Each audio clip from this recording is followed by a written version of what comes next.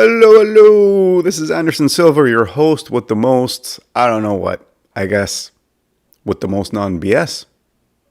That doesn't make sense. God, why am I so stupid? All right, well, hi. You gotta enjoy life, man. So, we're continuing season 5. I am reading Your User's Manual. This is my first book, and I am now in chapter 1. Our last episode was the preface, and now we're going to be talking about becoming a philosopher king. Like Marcus Aurelius. Not really. Well, maybe, in a sense. Just a few reminders. I'm doing this as real as I can do it, so you might hear my not a gerbil. What are you? You can't talk, so hamster? No, guinea pig. My guinea pig. You probably hear my doggo in the back jingling, jangling.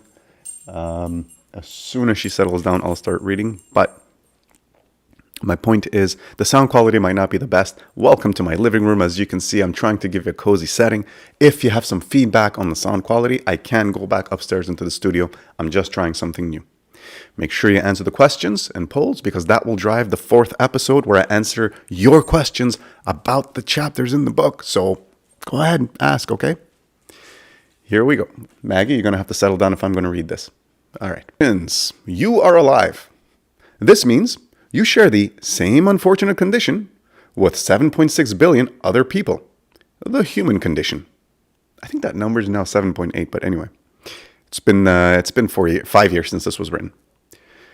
You did not ask to be here, yet you were given life and consciousness. You were also given a death sentence. What's more is, you are not given a purpose or a reason. You just are with an unknown yet unavoidable expiration date. This is at best a confusing circumstance, and at worst, a scary and depressing condition. Why am I here, you wonder? Why must I suffer? And what is the purpose of life? You work for the weekend. You look forward to vacations. You think about the events and gatherings you will attend with loved ones, friends, and family for a happy and enjoyable time. You look forward to your alone time or relaxed time when you get home at night. You tolerate the drudgery of your day-to-day to enjoy those few moments in life when you can be free and happy, of which you never seem to get enough, right? You live with anxiety, fear everything, and find life to be difficult and unfair all too often. Why can't it be easy? Such is life, right? Not really.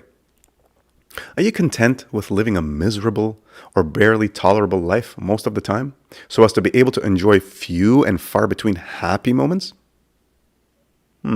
Sounds more like a prison sentence than an enjoyable life. You ask yourself, why can't I be in a good place all the time, instead of sacrificing most of my time to have some good moments in life? Many have asked this question before you, including the ancient philosophers of Greece and Rome. And if they got it right, there is a way to be permanently in a good headspace. Become a philosopher king. As a philosopher king, you can be in a good place all the time, whether you're working or playing or eating, meditating, walking, you're sick, healthy, on vacation, in jail, or even while being tortured physically or mentally. A philosopher king is always in a good place, regardless of where he or she is, what he or she is doing, or what is happening around him. This sounds like a good deal after all. You do not want pain or suffering, so why not follow the guidelines of the ancient philosophers to become a philosopher king, right?